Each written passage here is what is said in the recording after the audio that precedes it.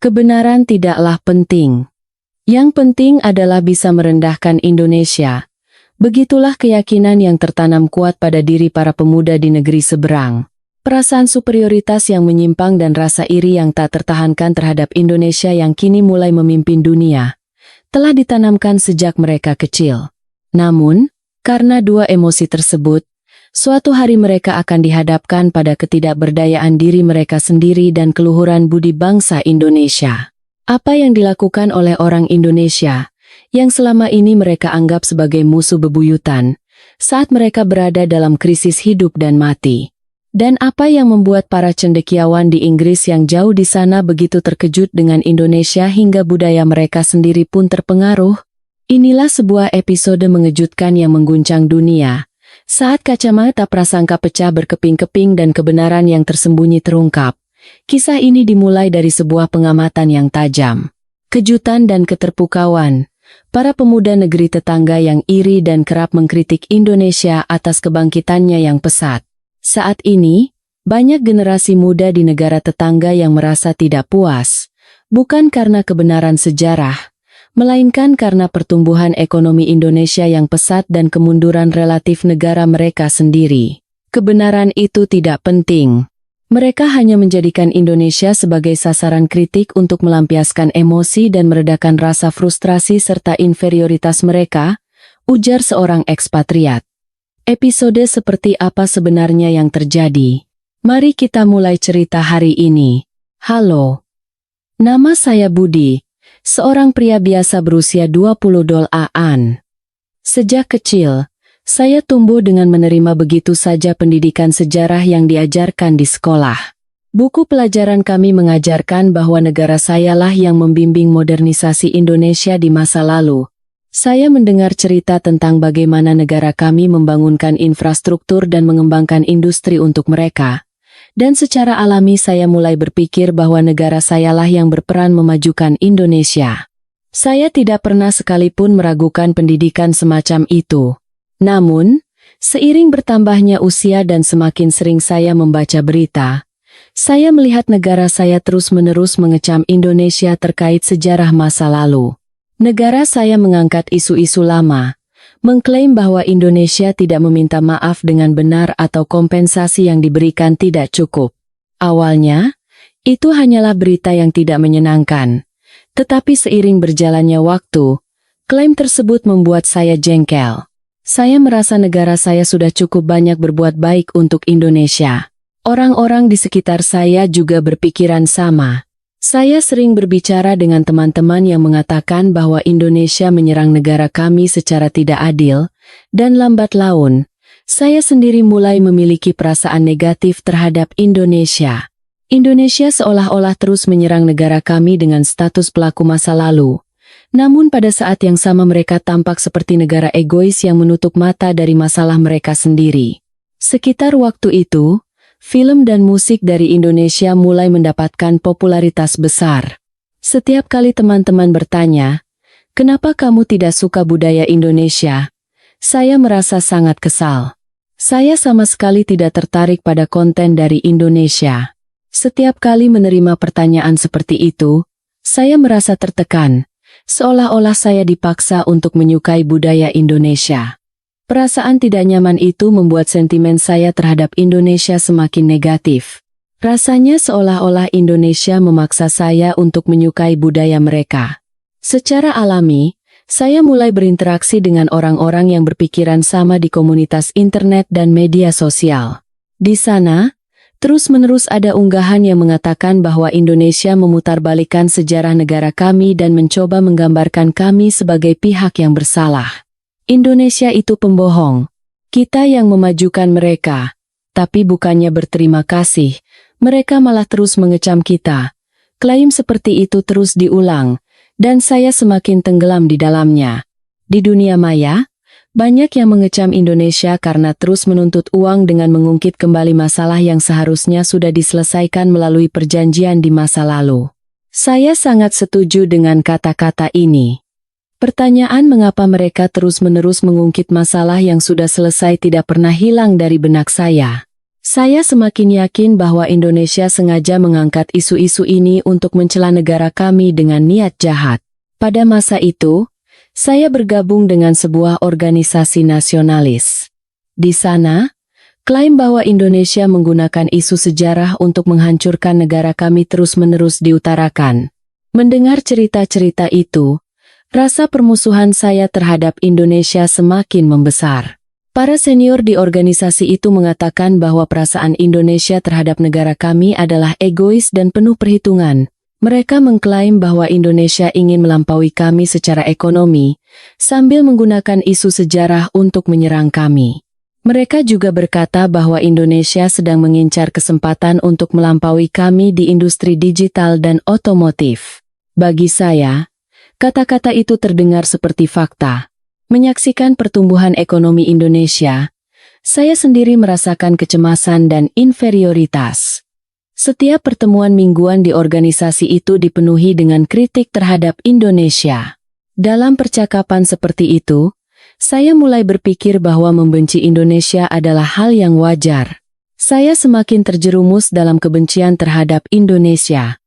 Kini, saya percaya bahwa mengecam Indonesia adalah tindakan yang benar. Indonesia terus menyakiti negara kita. Kita harus berjuang agar tidak kalah dalam pertarungan ini. Keyakinan seperti itu mulai tumbuh dalam diri saya. Dan begitulah, saya mulai merasa nyaman dalam sentimen kebencian terhadap Indonesia.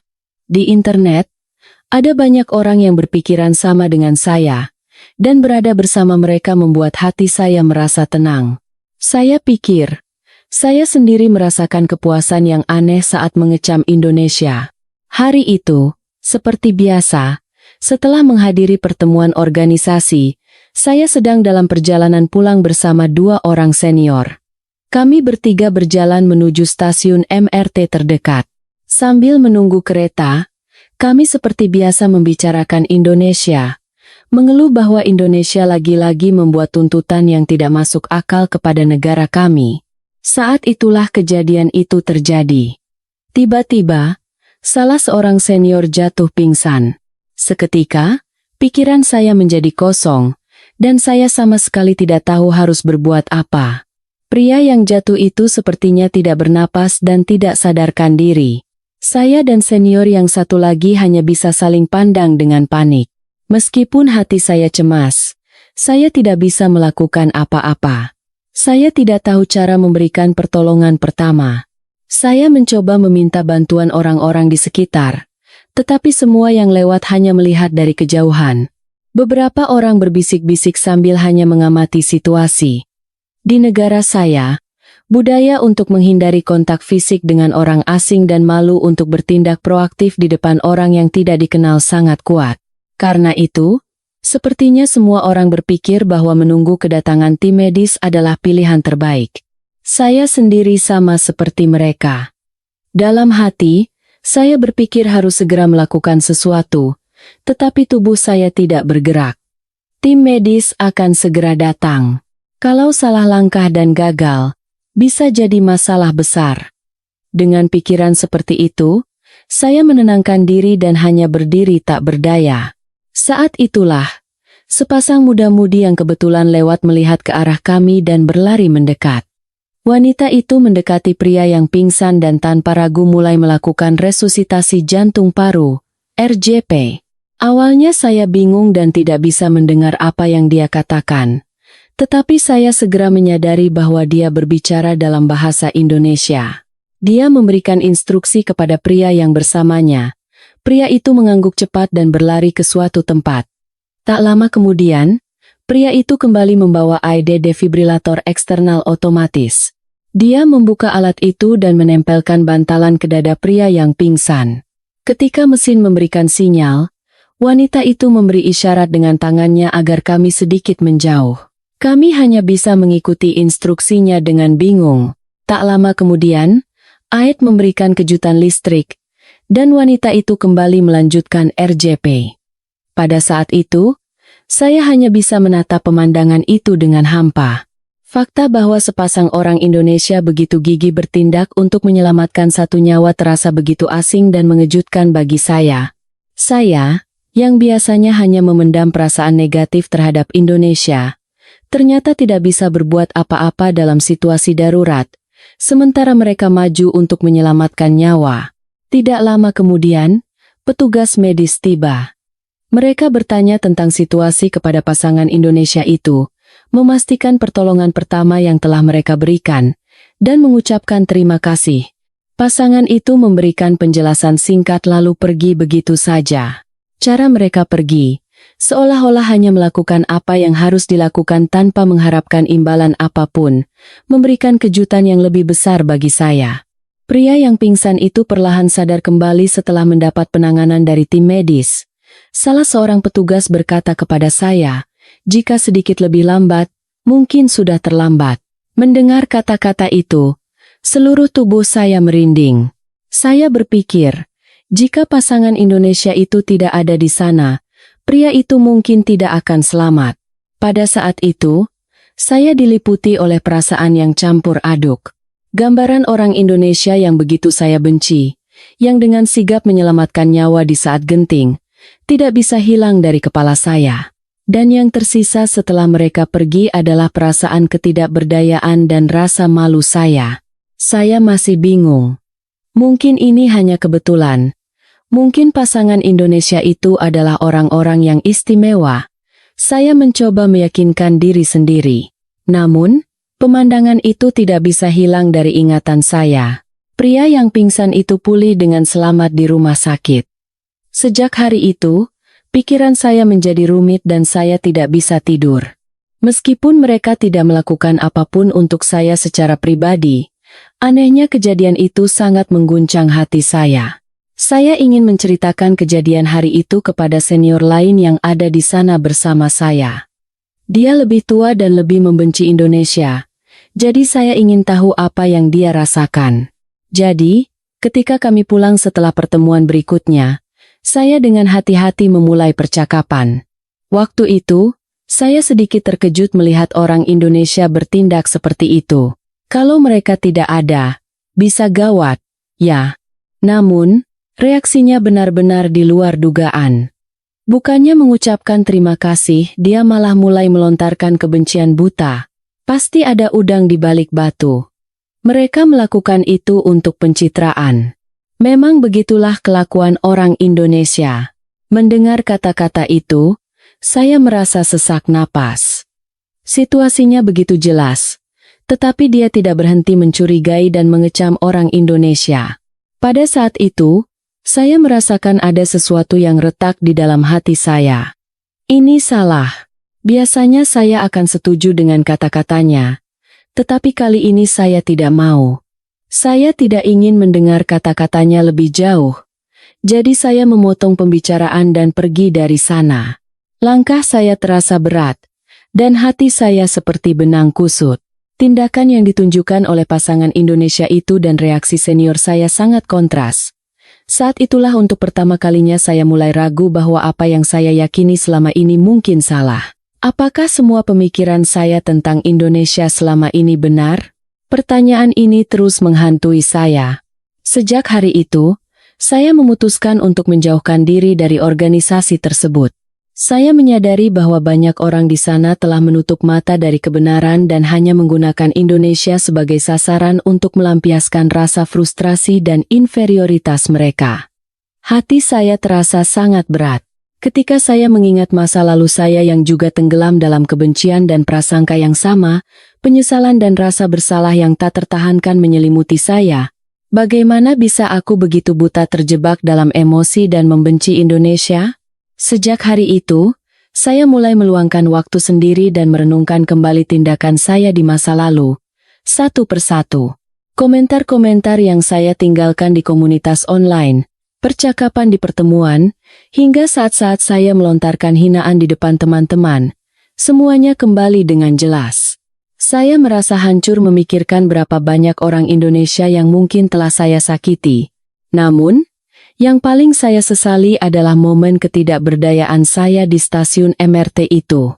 Tanpa tindakan cepat dan keberanian yang ditunjukkan oleh pasangan Indonesia itu, saya mungkin akan menghadapi kematian seseorang sekarang. Namun, orang-orang di organisasi saya, bukannya berterima kasih, malah terus-menerus mengecam orang Indonesia. Melihat sikap mereka, saya sadar mereka tidak akan pernah berubah. Tapi, saya tidak bisa diam dan mundur begitu saja. Saya tidak ingin lagi berjalan di jalan yang sama dengan mereka. Saya berpikir, pasti ada sesuatu yang bisa saya lakukan. Meskipun saya tidak bisa meminta maaf secara langsung kepada orang Indonesia, saya ingin memperbaiki tindakan saya yang salah dan menyampaikan pesan perubahan kepada orang-orang yang memiliki kebencian serupa. Sejak hari itu, saya mulai secara rutin mengunggah pengalaman saya secara online. Saya menulis dengan jujur tentang alasan saya membenci Indonesia, cerita-cerita yang saya dengar di organisasi, dan kisah tentang pasangan Indonesia yang saya temui di stasiun. Saya pernah terperangkap dalam kebencian terhadap Indonesia. Namun, pasangan Indonesia yang saya temui di stasiun mengubah pandangan saya sepenuhnya. Tanpa mereka, satu nyawa mungkin telah hilang. Melalui pengalaman ini, saya tidak bisa lagi membenci Indonesia dan bangsanya. Menulis kalimat ini tidaklah mudah. Saya harus berjuang melawan diri saya di masa lalu dan menghadapi penyesalan atas tindakan yang telah saya lakukan. Namun saya pikir inilah cara saya untuk benar-benar bertanggung jawab. Butuh waktu. Tetapi perlahan-lahan mulai muncul orang-orang yang membaca tulisan saya dan merasakan empati. Sebagian besar dari mereka adalah orang-orang yang memiliki pengalaman serupa. Ada juga yang mengatakan bahwa cerita saya memberi mereka keberanian. Perubahan-perubahan kecil itu sedikit demi sedikit menghibur saya. Meskipun masih banyak orang yang terjebak dalam kebencian, saya percaya, pasti ada orang lain yang bisa berubah seperti saya. Dan saya memiliki harapan bahwa suatu hari nanti, akan tiba hari di mana kita bisa saling memahami. Episode kedua. Di sebuah aula kuliah Universitas Oxford, Inggris, sekelompok besar mahasiswa dari negara tertentu mulai menyerobot dan mencoba masuk ke aula tanpa mengantre. Mahasiswa lain yang sudah datang lebih awal dan berbaris rapi terkejut dan menatap mereka dengan cemas. Episode seperti apa ini? Mari kita lihat cerita hari ini. Halo, nama saya Charlotte, seorang mahasiswi di Universitas Oxford, Inggris. Negara kami, Inggris, telah memainkan peran penting dalam sejarah dunia dan merupakan negara di mana berbagai peninggalan dari berbagai zaman serta warisan budayanya terawat dengan baik. Stonehenge, Tower Bridge di London, dan Kastil Windsor sangat terkenal, dan turis dari seluruh dunia datang ke Inggris untuk berwisata. Selain itu, Inggris telah melahirkan banyak penulis kelas dunia seperti William Shakespeare, Charles Dickens, dan Jane Austen. Tidak hanya itu, perkembangan ilmu pengetahuan Inggris, mulai dari hukum gerak dan teori gravitasi Newton, teori evolusi Charles Darwin, hingga biologi, filsafat, agama, dan ilmu sosial, telah memainkan peran penting dalam memimpin ilmu pengetahuan modern di seluruh dunia, dan hal itu berlanjut hingga sekarang. Bahasa Inggris, yang digunakan oleh orang-orang dari berbagai negara di seluruh dunia, berasal dari Inggris, dan musik, film, mode, serta seni Inggris juga terkenal secara global. Namun, beberapa tahun terakhir, demam Indonesia mulai melanda Inggris. Kemanapun saya pergi, pembicaraan selalu dipenuhi dengan topik musik, film, dan makanan Indonesia. Sejujurnya, meskipun saya pikir Indonesia adalah negara yang hebat, saya selalu menganggapnya hanyalah sebuah negara di Asia. Dalam hal budaya dan sejarah, saya percaya bahwa negara-negara Eropa lebih unggul daripada negara-negara Asia. Eropa telah melalui berbagai periode sejarah, dari peradaban Yunani dan Romawi kuno, abad pertengahan, Renaissance, hingga zaman modern. Eropa juga merupakan tempat lahirnya banyak gerakan seni dan sastra. Renaissance Italia, Impresionisme Prancis, dan musik barok Jerman semuanya dimulai di Eropa. Seniman kelas dunia seperti Michelangelo, Leonardo da Vinci, Mozart, dan Beethoven berasal dari negara-negara Eropa, dan karya-karya mereka masih memberikan pengaruh besar di seluruh dunia. Acara budaya global seperti Festival Film Cannes, Venice Biennale, dan Oktoberfest semuanya diadakan di Eropa. Dengan semua seniman dan acara budaya kelas dunia ini berada di Eropa, sehebat apapun budaya dari negara Asia seperti Indonesia, sulit bagi saya untuk menerima kenyataan bahwa budaya Indonesia semakin populer di Inggris. Karena banyak teman di sekitar saya yang begitu memuji Indonesia, saya pernah mencoba mencari tahu sedikit tentang negara itu. Saya pernah melihat foto-foto pasca kemerdekaan dari tahun 1950 keropaan, dan kondisi Indonesia saat itu sangat menyedihkan, jauh berbeda dari sekarang. Meskipun saya terkesan dengan pertumbuhan ekonomi Indonesia yang luar biasa saat melihat citranya saat ini, saya berpikir, seberapa besar kemajuan yang bisa dicapai dalam waktu singkat sekitar 70 tahun. Gambaran Indonesia di masa lalu lebih melekat di benak saya. Dan saya memegang gagasan bahwa Indonesia pastilah negara terbelakang. Melihat teman-teman saya begitu antusias dengan budaya Indonesia sambil mengabaikan budaya agung Eropa, saya tidak bisa memahaminya. Namun, saat berkuliah, saya mengetahui sebuah fakta yang mengejutkan. Mahasiswa dari lebih dari 160 negara belajar di universitas kami, dan di antara mereka, yang paling banyak adalah orang Amerika dan Tiongkok. Tetapi, ada lebih dari 300 mahasiswa Indonesia yang juga berkuliah di sini. Universitas Oxford memiliki standar akademis yang ketat, sehingga persaingan di dalamnya sangat sengit. Saya terkejut mengetahui bahwa sejumlah besar mahasiswa Indonesia memiliki prestasi akademik di peringkat atas. Fakta bahwa banyak dari mereka yang meraih nilai tinggi dalam penilaian akademik internasional sungguh tidak bisa saya percaya. Bagi saya, fakta bahwa mahasiswa Indonesia berada di peringkat atas di antara banyak mahasiswa dari seluruh dunia bahkan lebih mengejutkan daripada penyebaran budaya Indonesia di seluruh Inggris, dan saya bertanya-tanya bagaimana mereka bisa melakukannya. Saya menjadi sangat ingin tahu tentang mahasiswa Indonesia sampai tidak bisa tidur di malam hari, dan akhirnya saya bergabung dengan Perhimpunan Pelajar Indonesia di Oxford, tempat mereka sering beraktivitas. PPI yang saya masuki memiliki banyak mahasiswa Indonesia dan mahasiswa dari seluruh dunia yang tertarik pada budaya Indonesia. Perhimpunan ini menyelenggarakan berbagai acara untuk memperkenalkan budaya utama Indonesia. Ada acara untuk merayakan hari besar seperti Idul Fitri dan Hari Kemerdekaan, serta berbagai pengalaman seperti belajar memakai kebaya, permainan tradisional, dan membuat masakan Indonesia. Sudah banyak mahasiswa internasional yang tertarik pada Indonesia bergabung, dan mahasiswa dari berbagai negara menikmati pengalaman budaya Indonesia. Sejujurnya saya tidak tertarik pada Indonesia, jadi saya bergabung untuk mengamati mahasiswa Indonesia dengan cermat, dan saya menemukan sesuatu yang luar biasa yang tidak saya lihat pada orang dari negara lain. Mahasiswa Indonesia, ketika melakukan sesuatu, cenderung bergerak dalam kelompok daripada secara individu. Semangat gotong royong mereka sangat kental. Selain itu, mereka sangat rajin. Saat ada pertemuan, mereka selalu datang paling awal untuk mempersiapkan segalanya. Dan setelah pertemuan selesai, mereka selalu tinggal paling akhir untuk membereskan semuanya. Saat saya aktif di perhimpunan itu, sebuah insiden terjadi.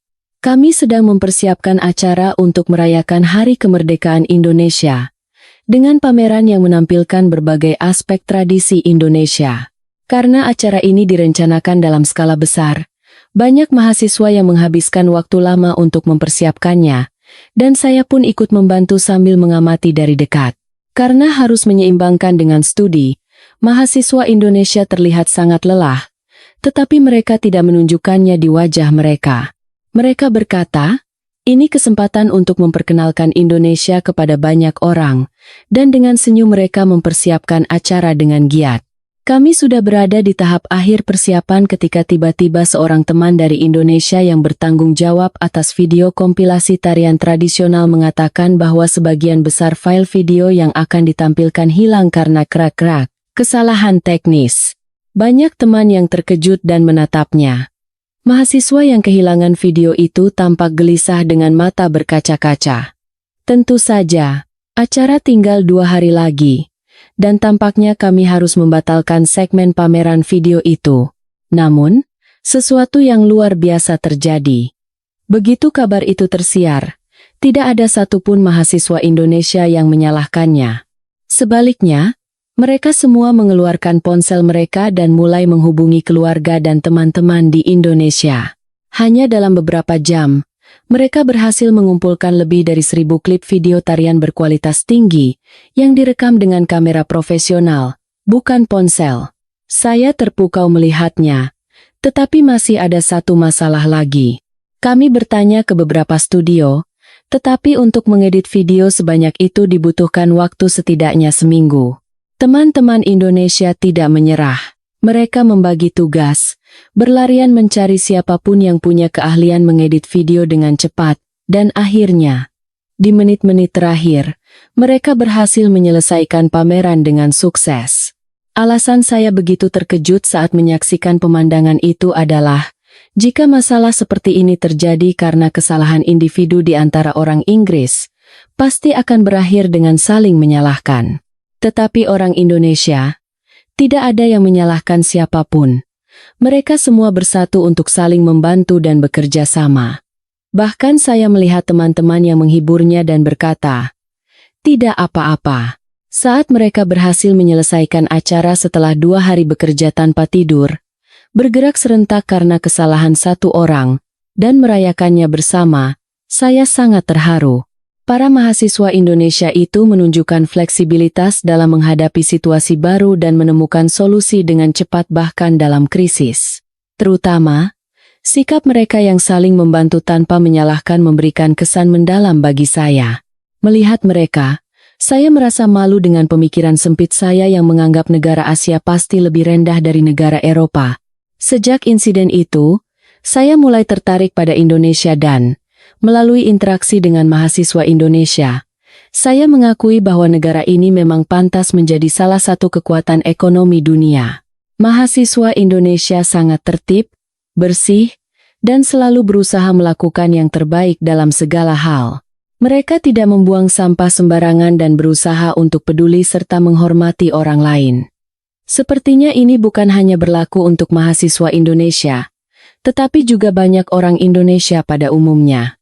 Setiap musim semi, universitas kami mengadakan Festival Sastra Oxford. Penulis terkenal dari seluruh dunia mengunjungi Oxford untuk bertemu dengan pembaca dan mengadakan berbagai ceramah serta diskusi. Ketika saya tiba di depan lokasi festival, banyak mahasiswa sudah berbaris untuk masuk. Tentu saja banyak yang ingin berpartisipasi, tetapi tidak semua bisa masuk. Saat itu, sekelompok mahasiswa dari berbagai negara mencoba masuk tanpa mengantre, menyebabkan pintu masuk menjadi kacau balau. Beberapa teman Eropa saya juga terlihat ikut mencoba menyerobot. Namun, mahasiswa Indonesia, meskipun melihat pemandangan itu, tetap tenang dan sabar menunggu dalam antrean. Saya sangat terkejut melihat mereka. Meskipun memalukan, saya sendiri sempat berpikir untuk ikut menyerobot. Khawatir semua kursi akan diambil lebih dulu. Saat saya bimbang, panitia festival dan para profesor turun tangan untuk menertibkan situasi, dan hanya teman-teman yang mengantre yang diizinkan masuk. Beruntung saya bisa masuk, dan ternyata sebagian besar mahasiswa di dalam aula adalah orang Indonesia. Melihat mahasiswa Indonesia seperti itu, rasa ingin tahu saya tentang negara Indonesia semakin besar. Ketika seorang teman Indonesia bernama Sari mengatakan akan pulang saat liburan, saya pun memutuskan untuk ikut berlibur ke Indonesia. Bukan hanya saya, banyak teman lain yang ingin mengunjungi Indonesia, tetapi karena jaraknya yang jauh dan biaya perjalanan yang mahal, banyak yang harus mengurungkan niat. Sebenarnya, Inggris saat ini sedang kesulitan pulih secara ekonomi pasca pandemi, tingkat pengangguran tinggi, dan biaya hidup dasar seperti perumahan dan makanan meningkat, sehingga banyak teman yang kesulitan secara finansial. Jadi, wajar jika banyak yang merasa berat untuk pergi ke negara yang jauh seperti Indonesia. Saya, yang ayahnya seorang pengusaha, memiliki kehidupan yang lebih berkecukupan dibandingkan teman-teman lain. Jadi saya bisa pergi ke Indonesia dengan bantuan orang tua saya. Akhirnya, saya, Sari, dan seorang teman bernama Eva pergi mengunjungi Indonesia. Berbeda dengan saya, Eva sudah lama bermimpi untuk bepergian ke Indonesia dan telah menabung dari pekerjaan paruh waktu untuk waktu yang lama. Saya sangat penasaran seperti apa Indonesia jika dilihat secara langsung.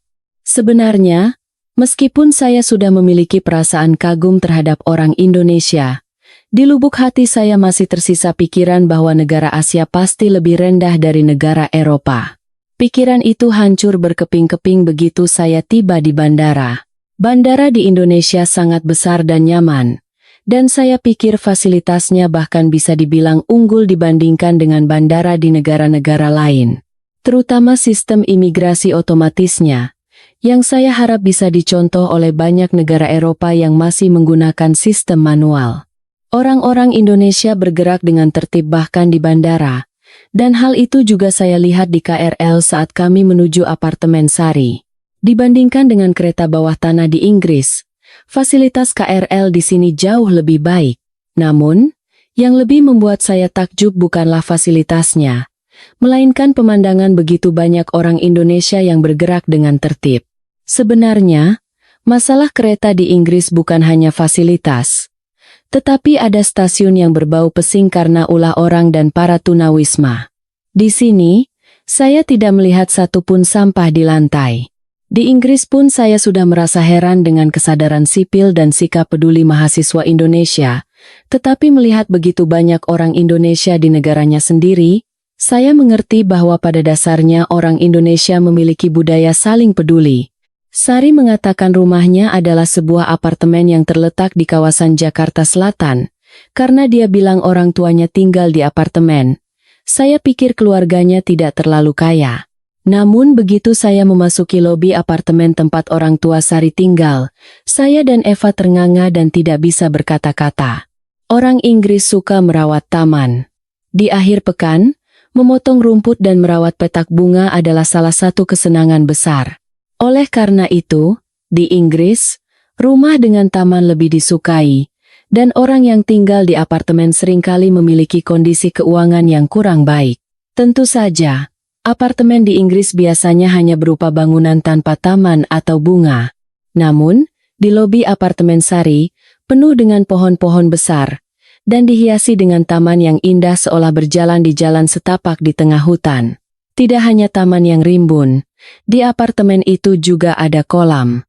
Banyak anak-anak berlarian dengan bebas, dan pemandangan yang damai itu sangat indah. Rasanya seperti datang ke taman yang terawat baik, bukan apartemen. Saya dan teman saya terus memuji betapa hebatnya apartemen di Indonesia sambil masuk ke rumah Sari. Bahkan lift di apartemen itu luar biasa cepat dan nyaman. Begitu kami masuk ke dalam rumah mengikuti Sari, teman saya berteriak kagum. Ibu Sari ada di rumah. Jadi saya sedikit malu dengan sikap teman saya. Tetapi jika Ibu Sari tidak ada, saya pasti akan berteriak kagum seperti dia. Bagian dalam rumahnya seperti hotel, dan pemandangan dari jendela yang terbuka lebar tampak seperti desa kecil di tengah hutan. Ibu Sari sedang memasak, mengatakan akan menyiapkan makanan untuk kami. Saya dan teman saya dengan hati-hati mulai melihat-lihat isi rumah dipandu oleh Sari. Di dinding tergantung televisi besar, dan ada sofa serta lemari hias yang mewah. Saat masuk ke kamar Sari, ada lemari pakaian tanam, dan sepertinya selalu dibersihkan dengan rapi saat Sari tidak ada, karena tidak ada setitik debu pun. Sari berkata sedikit gerah, lalu menyentuh ponselnya. Tiba-tiba, terdengar suara wus SS dari langit-langit, dan angin sejuk mulai berhembus. Ternyata AC-nya terpasang di langit-langit, sungguh luar biasa. Kami terkejut mendengar kata-kata Sari bahwa itu bisa diatur melalui ponsel. Bukan hanya AC, mesin cuci, pengering, dan robot pembersih vakum semuanya bisa dioperasikan melalui ponsel. Saya dan teman saya tidak bisa menutup mulut karena takjub dengan kata-kata Sari. Sambil kami terheran-heran dengan peralatan elektronik canggih di Indonesia, Ibu Sari memanggil kami untuk makan malam. Ketika kami pergi ke dapur, ada begitu banyak hidangan yang disajikan, cukup untuk pesta lebih dari 10 orang. Karena terlalu banyak, saya bertanya apakah semua ini hanya untuk kami bertiga. Ibu Sari tertawa dan berkata, Tante tidak tahu kalian suka apa, jadi tante siapkan macam-macam. Makan yang banyak. Ya. Begitu banyak hidangan disajikan hingga tidak ada lagi tempat untuk meletakkan piring di meja makan. Di antara semuanya, saya sangat menyukai masakan yang disebut rendang. Bumbunya yang kaya rempah sangat cocok dengan dagingnya. Di Inggris, masakan Indonesia juga terkenal dan saya pernah mencicipinya beberapa kali. Tetapi rasanya tidak pernah seperti ini. Terutama acar buatan tangan Ibu Sari. Rasanya jauh berbeda dari pickle yang dijual di Inggris. Sambil terus minum air, kami makan dengan lahap. Teman saya jatuh cinta pada hidangan bernama sate ayam dan mengacungkan jempol sambil berkata ini adalah sate terbaik yang pernah ia makan. Ibu Sari tersenyum puas melihat kami makan dengan lahap. Meskipun saya sedikit malu karena terlalu asyik makan, keahlian memasak Ibu Sari memang luar biasa. Setelah makan, Sari berkata akan membuatkan kopi khas Indonesia dan menyuruh kami memilih antara dingin atau panas. Saya dan teman saya berkata ingin kopi dingin. Sari tersenyum sambil membuat kopi, dan saya terkejut. Dia tidak membuka freezer untuk mengambil es, melainkan menempelkan gelas ke dispenser di pintu kulkas dan es batu keluar begitu saja. Karena terlalu heran, saya bertanya pada Sari, dan dia bilang itu salah satu fitur kulkasnya. Rumah Sari semuanya serba canggih, rasanya seperti datang ke kota masa depan. Setelah makan, Sari mengajak kami jalan-jalan. Tepat sebelum keluar, dia menekan sebuah tombol, dan lift sudah datang menunggu kami di lantai kami. Karena sangat heran, saya bertanya pada Sari apakah semua apartemen di Indonesia memiliki fasilitas canggih seperti ini. Sari menjawab bahwa kecuali apartemen yang sangat tua, sebagian besar mirip. Mendengar kata-kata Sari, keinginan untuk tinggal di lingkungan seperti apartemen di Indonesia semakin kuat. Kami mengikuti Sari berjalan-jalan dan keluar dari kompleks apartemen. Banyak toko di sekitar yang lampunya menyala, dan malam di Jakarta sangat terang. Namun, karena sudah lewat jam 8 malam dan hari sudah gelap, saya sedikit khawatir dan bertanya pada Sari kemana kami akan pergi. Sari tertawa dan berkata, "Tenang saja, aku akan menunjukkan pemandangan malam yang indah." Kami berjalan selama 10-15 menit mengikuti Sari, dan saya melihat pemandangan yang tidak akan pernah saya lupakan seumur hidup. Sari membawa kami ke area Bundaran HI. Meskipun sudah larut, banyak orang yang berjalan-jalan di sekitar taman, dan pemandangan lampu dari gedung-gedung pencakar langit yang menjulang tinggi sangat indah. Sari berkata, "Kita harus jalan sedikit lagi," dan membawa kami. Kami tiba di sebuah tempat di mana pemandangan jembatan Semanggi terlihat jelas. Meskipun malam hari, tempat itu sangat ramai. Saya terkejut melihat begitu banyak orang, tetapi Sari berkata, sebentar lagi akan dimulai, dan membawa kami dengan langkah cepat ke tempat di mana jembatan terlihat dengan baik. Ketika kami tiba di lokasi dengan pemandangan malam jembatan Semanggi dan melihat pemandangan di depan mata, saya merasakan haru yang mendalam. Tidak lama setelah kami tiba, lampu-lampu indah mulai menyala, dan keindahannya begitu menyentuh hingga membuat dada saya terasa hangat. Untuk sesaat, saya hanya terpaku menyaksikan pemandangan malam itu. Saya merasa sangat beruntung telah datang ke Indonesia, dan keinginan untuk suatu saat nanti tinggal di sini semakin kuat. Emosi saat itu masih tak terlupakan hingga sekarang. Setelah menikmati pemandangan malam dan berjalan-jalan di sepanjang jalan raya hingga larut malam, kami kembali ke rumah Sari. Kami hanya menginap di rumah Sari pada hari pertama, dan mulai hari kedua kami sudah memesan penginapan. Jadi kami bersiap-siap untuk pergi pagi-pagi sekali. Sari menyuruh kami untuk sarapan dulu, tetapi saya pikir akan merepotkan karena orang tuanya juga sibuk bersiap-siap untuk bekerja, jadi saya menolaknya dengan sopan, "Terima kasih banyak, tapi tidak apa-apa." Namun Sari berkata, "Jangan begitu, ayo kita sarapan," lalu menarik tangan saya dan teman saya keluar. Tentu saja saya pikir kami akan sarapan di rumah, jadi saya sedikit bingung saat mengikutinya. Ternyata, tempat yang dituju Sari adalah sebuah restoran sarapan di dalam kompleks apartemen. Sari menjelaskan bahwa orang tuanya sibuk di pagi hari dan biasanya hanya makan roti panggang dan kopi, jadi dia sering makan di sini saat masih sekolah dulu. Apartemen menyediakan sarapan, sungguh luar biasa. Sarapannya disajikan dalam bentuk hidangan ringan, cocok untuk makan pagi yang tidak terlalu berat. Setelah makan, kami berjalan-jalan keliling kompleks apartemen. Ternyata, tidak ada yang tidak ada di apartemen di Indonesia. Ada gym, sauna, kolam renang, lapangan golf, ruang baca, dan bahkan kafe. Mungkin jika tinggal di tempat seperti ini, tidak perlu keluar rumah pun sudah cukup. Kami terus memuji betapa hebatnya apartemen Sari. Tetapi Sari dengan rendah hati berkata, apartemen baru yang dibangun sekarang bahkan ada yang punya bioskop dan kolam renang di atap loh. Masih banyak apartemen yang lebih bagus. Mendengar ada apartemen dengan bioskop dan kolam renang di atap seperti di hotel, awalnya saya ragu, tetapi kemudian teringat apartemen Sari dan berpikir mungkin memang ada apartemen yang lebih hebat lagi. Saya dan teman saya pindah ke penginapan yang telah kami pesan dan mulai berwisata ke tempat-tempat yang telah dicatat oleh teman saya sebelum datang ke Indonesia. Sari menawarkan untuk menjadi pemandu, tetapi kami menolaknya dengan halus. Kamu sudah lama tidak pulang, jadi habiskan waktu dengan teman-teman dan keluargamu. Terima kasih banyak.